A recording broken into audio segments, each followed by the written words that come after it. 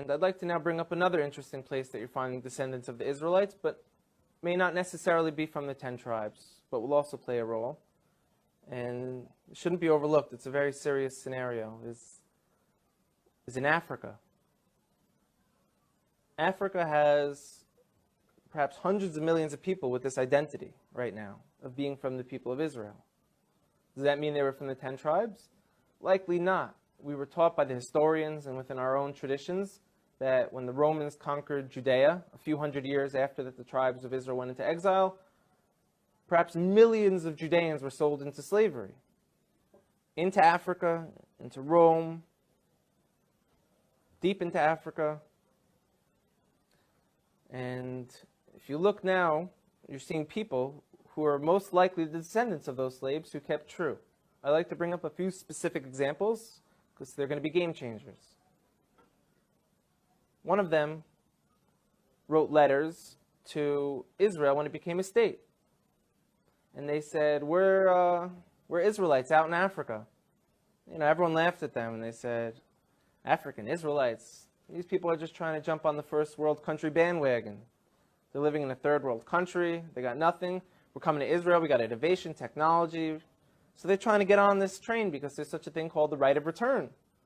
All descendants of the Jewish people from around the world are able to move to Israel. So they said we are also. And everyone kind of laughed at them, like I said. And a few people took it serious and went out there and started studying them, learned about their culture. And a professor from Duke University went out there and did DNA testing on them. And he showed not only do they share Semitic genes from people who were in Yemen and back to the Middle East, these gentlemen, a large percent of them, have the Y chromosome to be Kohanim, to be priests. Now, if anyone who doesn't know, a priest is a specific family clan of the nation of Israel who come from Aaron, the brother of Moses, who was the first priest. And anyone descended from Aaron has the status title priest.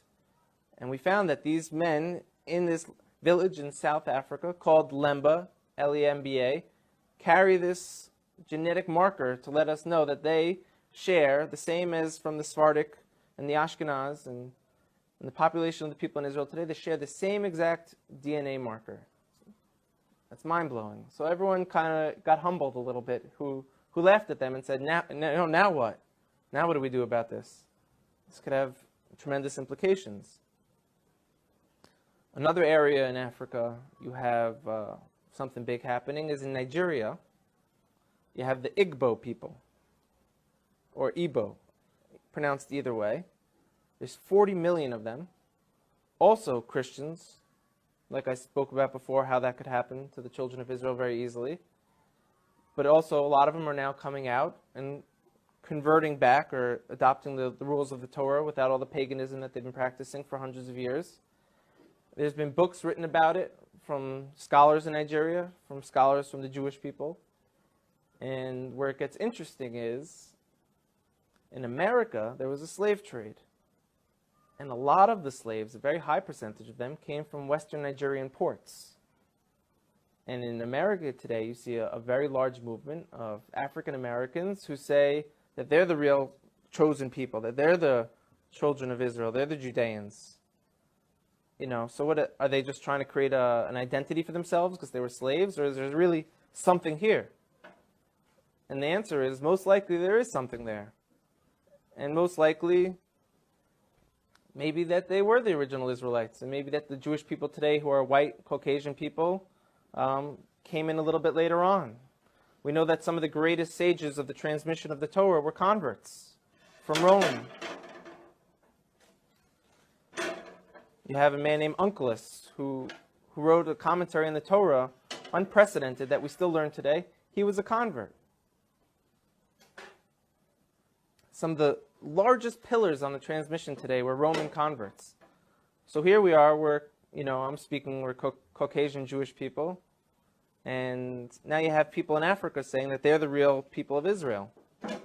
It can't be ruled out at all. We know they were sold into slavery. We know now that they're fulfilling prophecies by saying, we're coming back. Please understand that not every single black person is a true Hebrew. Please understand that not every single black person is a true Hebrew. Please understand that not every single black person is a true Hebrew. Please understand that not every single black person is.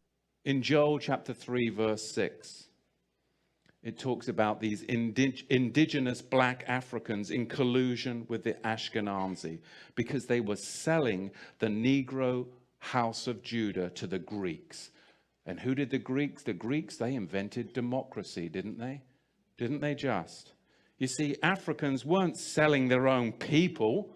They were selling a tribe that had encroached upon their land, a higher educated, regal class that had judges, coppersmiths, goldsmiths, and all of this, and they did not assimilate in, and they wanted their stuff, and they wanted to get paid by Islam, and Islam wanted to get paid by the Ashkenazi ship merchants.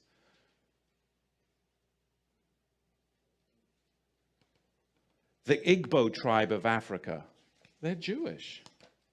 If you were to look, just look at old maps of the African slaving maps. There's an old map of, I think it's Guinea in maybe in the 1720s, 1730s. There's this old map, and it's called a Slave Coast map. Look on that. It's the Slave Coast map of Guinea, 1736. And you look on the West Africa map of 1747, and it says right on the West Africa map of 1747, Kingdom of Judah. Right there on the map. On the 1747 Slave Coast map, Desert of Seth. Well, who was Seth? He was Adam and Eve's third son after the death of who? Abel. Desert of Seth, right there on an African slaving map. Luke chapter 3, verse 38, we're talking about the genealogy of Yahusha from the tribe of Judah. Verse 38, the son of Enosh, the son of Seth, the son of Adam, the son of Elohim. But by 1771, the very same map, even with the same cartographer that did the map of 1747, all of a sudden, by 1771, they got wise to it. And there is no kingdom of Judah no more on that map. Disappeared. Same cartographer. Somebody got to him, right?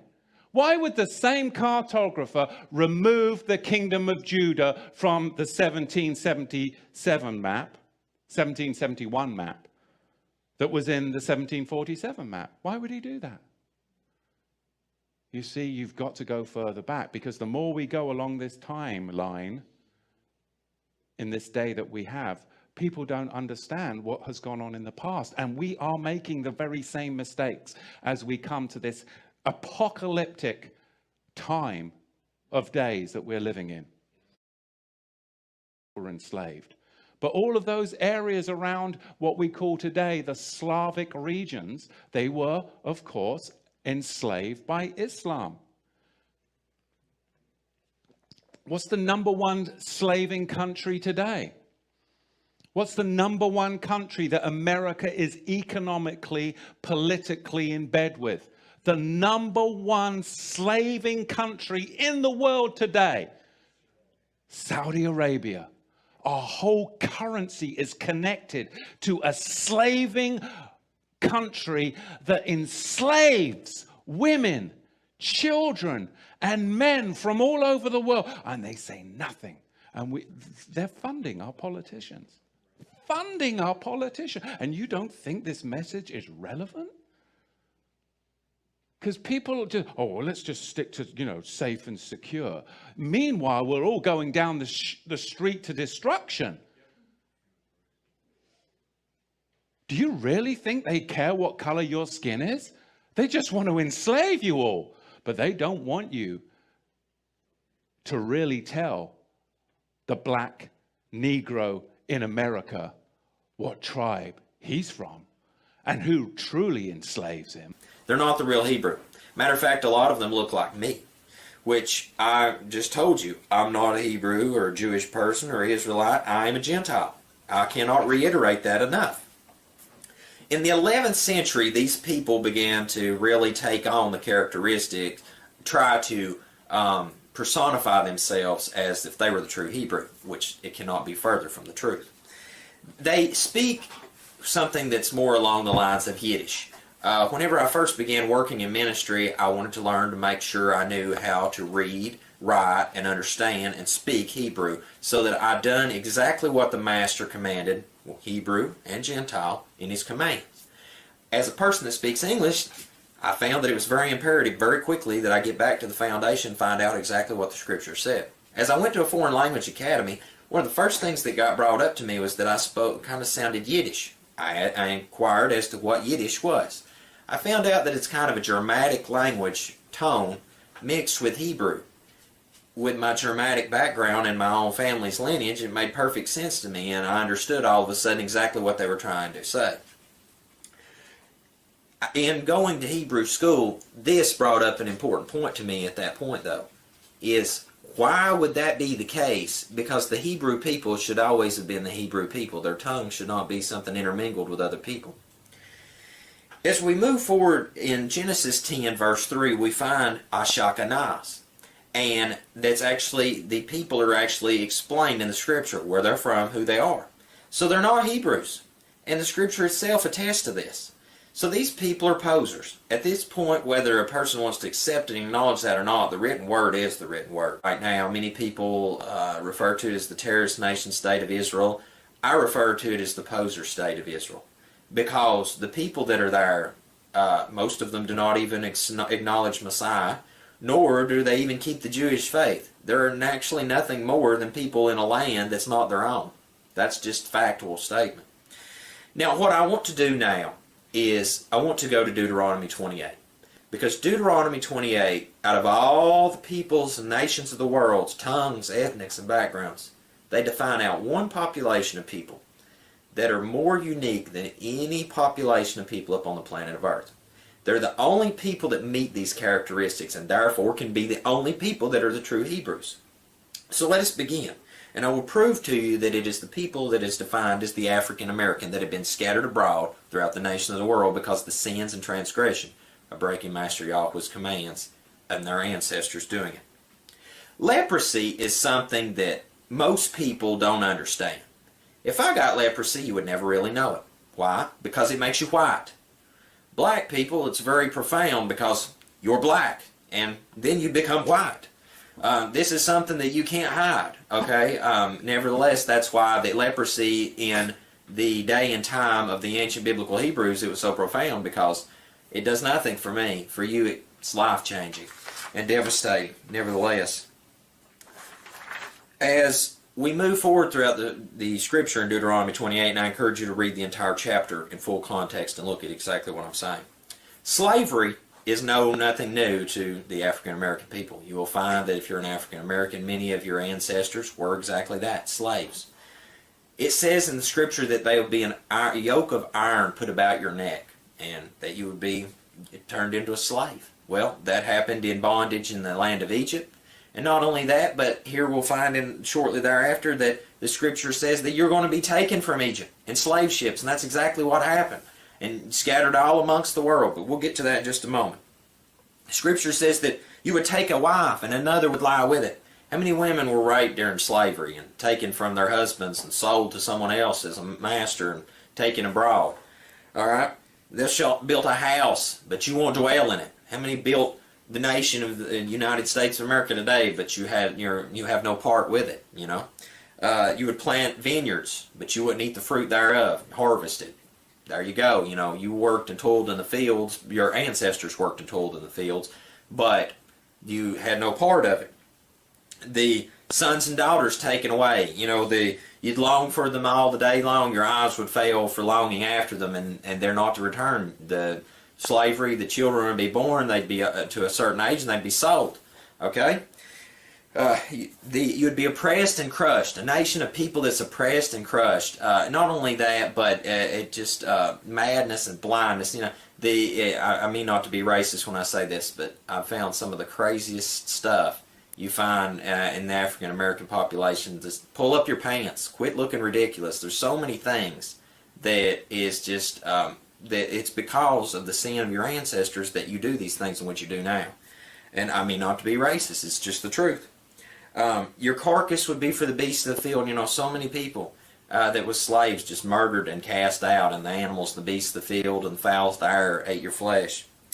You shall fear day and night. You know, the scripture said that, removed in all the kingdoms of the earth. If you look from the continent of Africa, where the Arabians called the best of my knowledge that I could find from this, and I'll try to get this is the only thing that I'm still trying to get a solid factual statement from the Arabic people, but it said that the Yahudim were a people accursed of their Elohim, and when they were sold off as slaves, that's what they were said. That was what would be said, and that whenever the slavery was taking place, that the African American people, so far referred to, but you are the true Yahudim or Israelites, were spread abroad to the United Kingdom, to America, to Australia, all abroad. Your people are spread all abroad.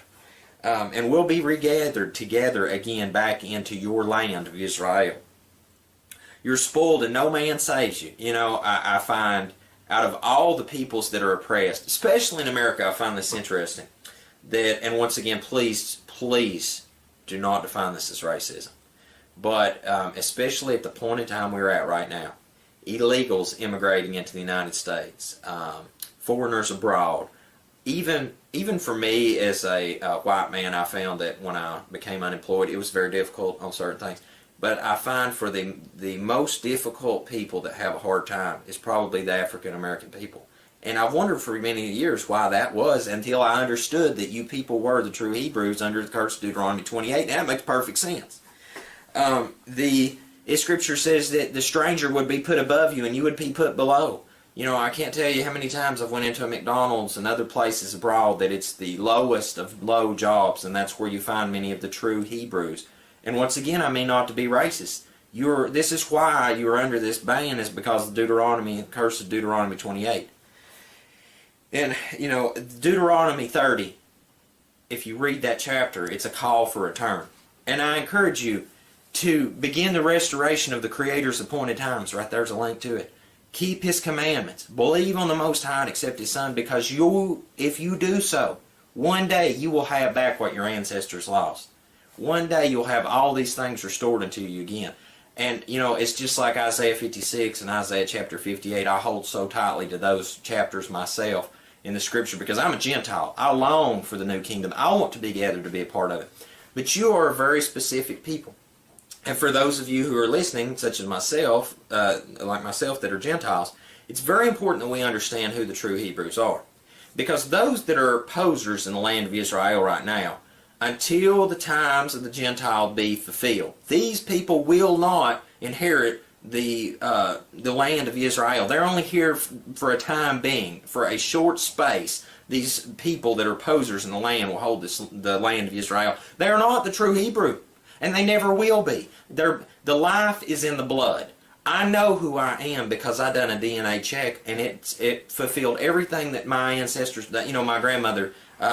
People don't refer and listen to the Ancient of Days anymore. They don't listen to their elders. I listened to the Ancient of Days, and my elders and I resourced them as often as I could before they all passed away. And they told me who my people were, where my blood come from. And when I done that DNA check and they tested it, it traced it just down the line, right down the line to my people, my ancestors and those that were Ancient of Days that were still alive with me, told me exactly who they'd be. It went right line up on line. But the only people in the world who know not who they are, except that they're African American, are the true biblical Hebrews. And I encourage you today that if you're under the sound of my voice to begin that journey. If these right here, this statistics, this information that I've shared with you from Scripture and from history, if you are compelled that you're one of those people, I encourage you to begin searching the Scripture now, because the time of restoration is coming. The last thoughts I would share with you as an individual is that I have many friends of every faith, ethnic background, just about you could think of. I've told each and every one of the people that are my friends that are of African American nature, and people that I come in contact with that are strangers to me. They're not strangers when we leave, though. I always make a point to, befriend everyone I can. But I have found that as I tell these people whom they are, that many of them acknowledge that that's exactly who they are.